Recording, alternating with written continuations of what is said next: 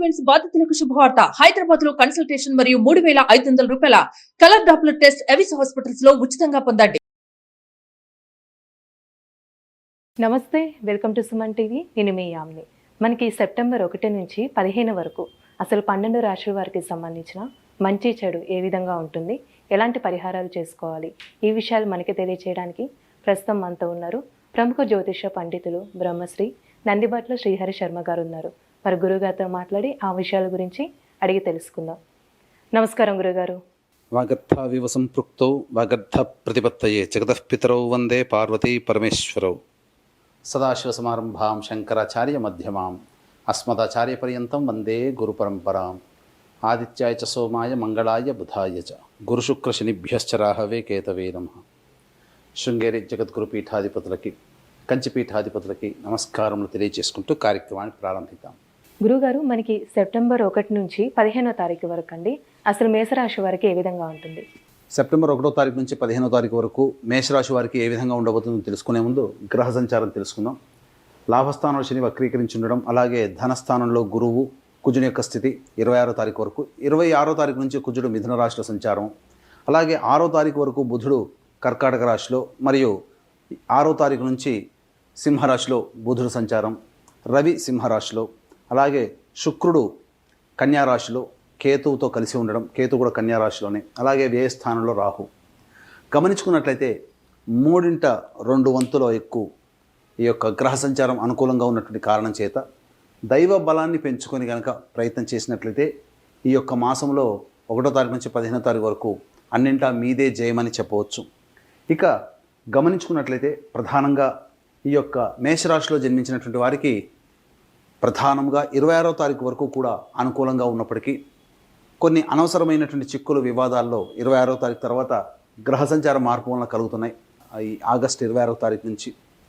కాబట్టి ఇప్పుడంతా కూడా గమనించుకున్నట్లయితే సెప్టెంబర్ మాసం అంతా కూడాను కుజుని యొక్క ప్రభావము కొంత అనుకూలంగా లేని కారణం చేత ఇబ్బందికర పరిస్థితులు, వాగ్వివాదాల్లో మీరు చోటు చేసుకుంటాయి. తద్వారా మీకు ఇబ్బందికర పరిస్థితులు అనేటివి ఎదురవుతాయి. వాహనాన్ని నడిపేటప్పుడు జాగ్రత్తలు పాటించాలి.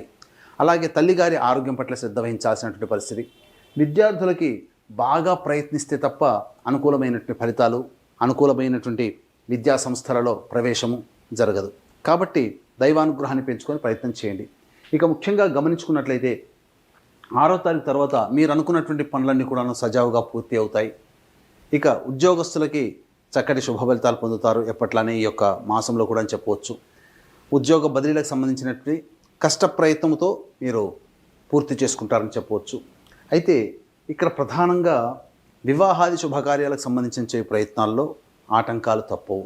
మానవ ప్రయత్నము మర్చిపోకుండా చేయండి. దైవానుగ్రహం, గ్రహానుగ్రహం లేని కారణం చేత కొన్ని సమస్యలు అనేటిని ఎదుర్కొనే అవకాశం ఉంటుంది. ముఖ్యంగా దంపతుల మధ్య కొంత పొరపచ్చాలు వచ్చే అవకాశం ఉంది. కాబట్టి ఎవరైనా కానీ ఇప్పుడు మీ రాశిలో ఈ యొక్క మేషరాశిలో జన్మించినటువంటి వారికి కొంత గ్రహ కాలము అనుకూలంగా లేని కారణం చేత మీ యొక్క జీవిత భాగస్వామి దగ్గర కొంత తగ్గి ఉండడమే మేలనేటువంటి విషయాన్ని గమనించుకోవాలి.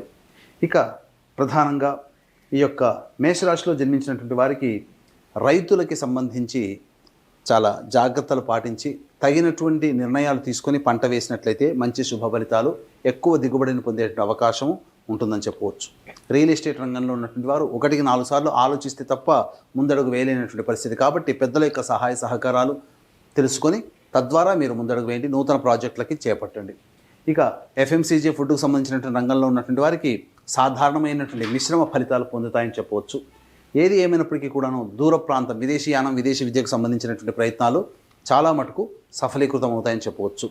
అయితే జాతకరీత్యా ప్రధానంగా ప్రతి వ్యక్తికి కూడాను సమస్యలు అనేటువంటివి ఈ యొక్క ధనం వల్లనే వస్తాయి. సమస్యలు 75% సమస్యలు ధనంతోనే తీరుతాయి.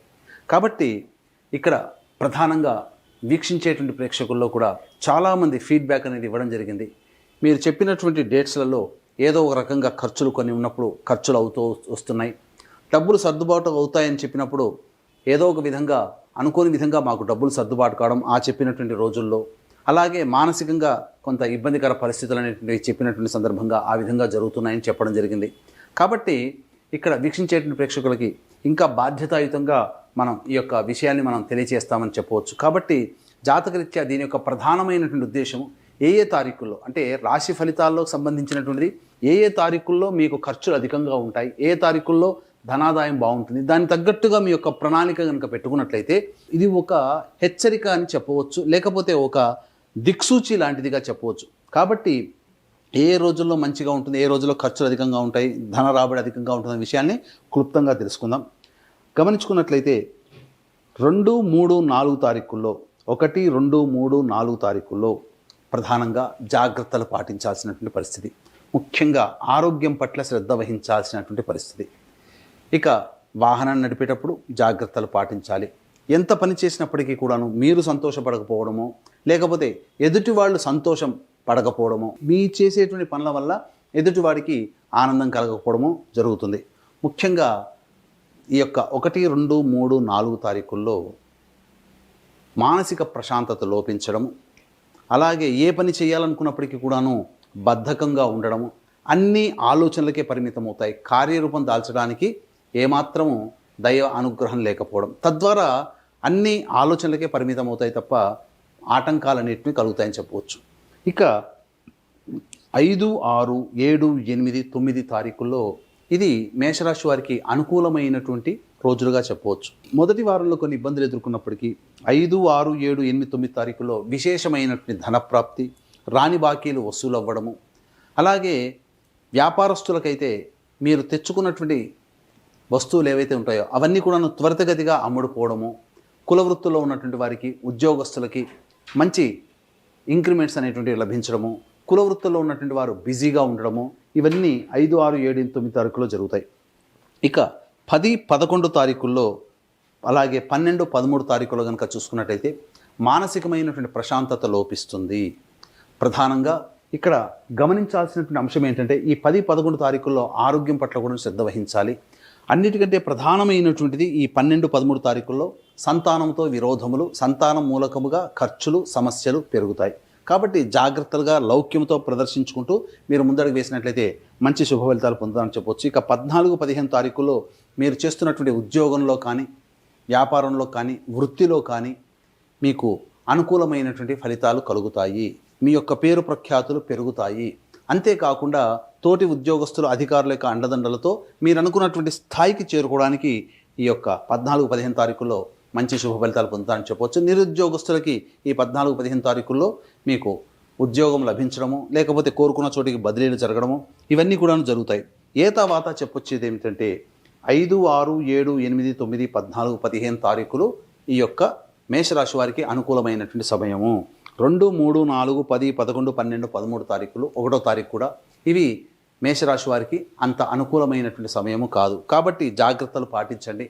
ఈ యొక్క 10, 11, 2, 3, 4 తేదీల్లో కనుక మీకు ఏదైనా కనుక ఖర్చులు కనుక ఆల్రెడీ ఉన్నట్లయితే ఆ ఖర్చులని పోస్ట్పోన్ చేసుకోవడమో, లేకపోతే ఖర్చుల వ్యయాన్ని తగ్గించుకోవడమో చేసుకున్నట్లయితే కొంతవరకు సేఫ్ జోన్లో ఉంటారని చెప్పవచ్చు.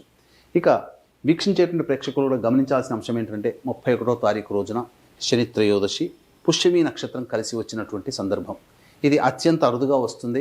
పైగా శ్రావణ మాసంలో వస్తున్నటువంటి శని త్రయోదశి కాబట్టి వృషభ, మిథున, కర్కాటక, సింహతుల, వృశ్చిక, మకర, కుంభమీన రాశిలో జన్మించినటువంటి వారికి శనిదోష పరిహారార్థమై శనీశ్వర హోమం, అఘోర పాశుపత మంత్ర హోమము, గత జన్మ కర్మదోషం వల్లనే ఇప్పుడు మనుషులు సమస్యలు ఎదుర్కొంటారు కాబట్టి ఆ యొక్క కర్మదోష నివారణ హోమాలు, విద్య, వివాహ, ఉద్యోగ, దాంపత్య, అనారోగ్య సమస్యల నివారణకి 18 రకాల హోమాలు పర్ హెడ్ కేవలం 1500 రూపాయలకి చేయించడం జరుగుతుంది. అలాగే సంవత్సరం పొడుగుతా ఒక్కొక్క క్షేత్రంలో మా ఆధ్వర్యంలో జరిగేటువంటి కార్యక్రమంలో మీ కుటుంబ సభ్యుల గోత్రనామాదులు కూడా నమోదు చేసుకోవచ్చు. అవకాశం ఉన్నవాళ్ళు కార్యక్రమ తదనంతరం కాంటాక్ట్ చేసి పూర్తి వివరాలు తెలుసుకోవచ్చు.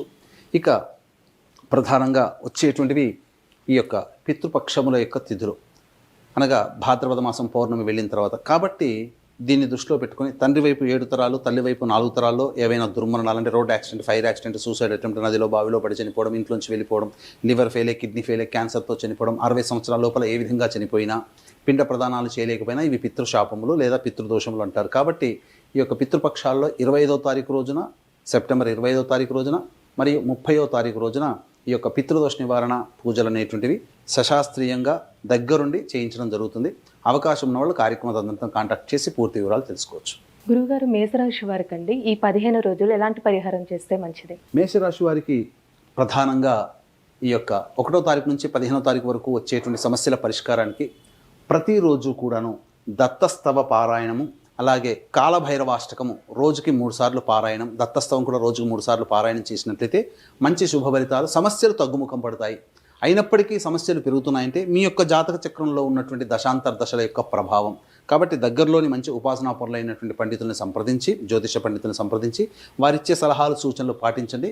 భవిష్యత్తులో వచ్చేటువంటి సమస్యలు కూడా మీకు తగ్గుముఖం పడతాయని చెప్పవచ్చు.